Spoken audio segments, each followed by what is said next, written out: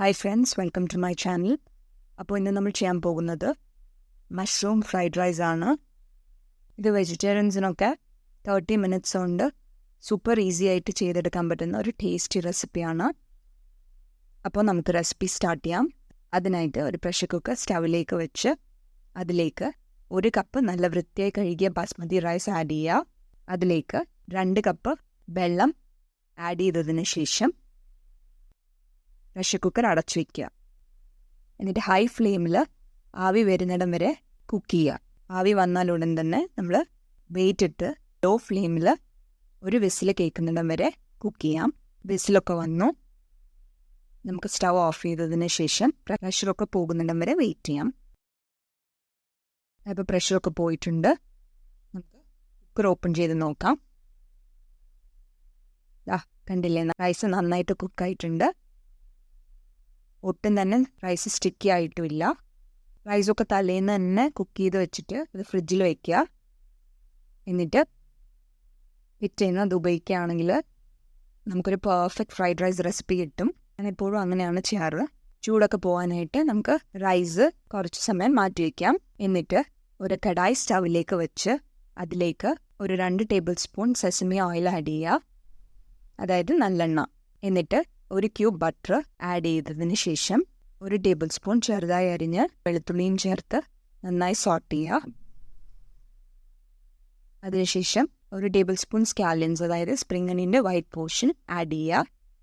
എന്നിട്ട് ചെറുതായി അരിഞ്ഞ ഒരു അരഭാഗം സവാള ആഡ് ചെയ്ത് വീണ്ടും നന്നായി സോട്ട് ചെയ്യുക. ഇനി നമുക്ക് വെജിറ്റബിൾസ് ഓരോന്നായിട്ട് ആഡ് ചെയ്യാം. ആദ്യം നമുക്ക് 1/2 കപ്പ് ബീൻസ് ആഡ് ചെയ്യാം. അതിനുശേഷം 1 ക്യാരറ്റ് ചെറുതായി അരിഞ്ഞതും ആഡ് ചെയ്ത് നന്നായി സോട്ട് ചെയ്യുക. ഹൈ ഫ്ലെയിമിലായിരിക്കണം നമ്മൾ എല്ലാ വെജിറ്റബിൾസും സോട്ട് ചെയ്യേണ്ടത്. അതിനുശേഷം ഒരു 200 ഗ്രാംസ് ചെറുതായി ചോപ്പ് ചെയ്ത് മഷ്റൂമും ആഡ് ചെയ്ത് വീണ്ടും നന്നായി വഴറ്റുക. ഒരു കാര്യം പ്രത്യേകം ശ്രദ്ധിക്കേണ്ടത്, വെജിറ്റബിൾസ് ഒന്നും ഓവർ കുക്കായി പോകരുത്. ഓവർ കുക്കായ ഫ്രൈഡ് റൈസിൻ്റെ മൊത്തം ടേസ്റ്റും പോവും. ഒരു ക്രഞ്ചി ഫീലിംഗ് ആയിരിക്കണം നമ്മൾ കഴിക്കുമ്പോൾ ഈ വെജിറ്റബിൾസിന് ഉണ്ടാവേണ്ടത്. അപ്പോൾ നിങ്ങൾക്ക് കാണാം മഷ്റൂമിൽ നിന്നൊക്കെ ഉള്ള വെള്ളം ഇറങ്ങി വന്നിട്ടുണ്ട്. ഈ വെള്ളം കംപ്ലീറ്റ് ആയിട്ട് ഡ്രൈ ആയതിനു ശേഷം നമുക്ക് 1/4 കപ്പ് ചെറുതായി ചോപ്പ് ചെയ്ത് ക്യാപ്സിക്കം ആഡ് ചെയ്ത് കൊടുക്കാം. നിങ്ങൾക്ക് ഇഷ്ടമുള്ള വെജിറ്റബിൾസ്, ക്യാപ്സിക്കത്തിന് റെഡോ യെല്ലോ കളറോ എല്ലാം ആഡ് ചെയ്ത് കൊടുക്കാം. ഇപ്പം എൻ്റെ കയ്യിൽ ഗ്രീൻ ആയിരുന്നു ഉണ്ടായിരുന്നത്, അതാണ് ഞാൻ ആഡ് ചെയ്തിട്ടുള്ളത്. വെജിറ്റബിൾസ് ഒക്കെ സോട്ട് ചെയ്തതിന് ശേഷം നമുക്ക് 1 ടേബിൾ സ്പൂൺ സോയ സോസും 1.5 ടേബിൾ സ്പൂൺ റെഡ് ചില്ലി സോസും ആഡ് ചെയ്ത് കൊടുക്കാം. എന്നിട്ട് വീണ്ടും ഹൈ ഫ്ലെയിമിൽ നന്നായി സോട്ട് ചെയ്യുക. അതിനുശേഷം നേരത്തെ ചൂടാറാനായിട്ട് മാറ്റി വെച്ച ബാസ്മതി റൈസ് ആഡ് ചെയ്ത് കൊടുക്കുക. എന്നിട്ട് എല്ലാം കൂടി നന്നായി മിക്സ് ചെയ്യുക. അതിലേക്ക് ആവശ്യത്തിന് ഉപ്പും 1/2 ടീസ്പൂൺ പെപ്പർ പൗഡറും ആഡ് ചെയ്ത് നന്നായി മിക്സ് ചെയ്യുക.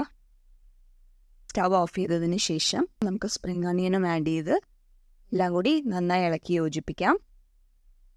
അങ്ങനെ നമ്മുടെ സൂപ്പർ ഈസിയും ടേസ്റ്റിയുമായിട്ടുള്ള മഷ്റൂം ഫ്രൈഡ് റൈസ് ഇവിടെ റെഡി ആയിട്ടുണ്ട്. ഇനി നമുക്കിത് സെർവിങ് പ്ലേറ്റിലേക്ക് മാറ്റാം. ഈ വീഡിയോ നിങ്ങൾക്ക് ഇഷ്ടപ്പെട്ടു എന്ന് വിചാരിക്കുന്നു. ഇഷ്ടപ്പെട്ടാൽ ലൈക്ക് ചെയ്യുക, ഷെയർ ചെയ്യുക, സബ്സ്ക്രൈബ് ചെയ്യുക.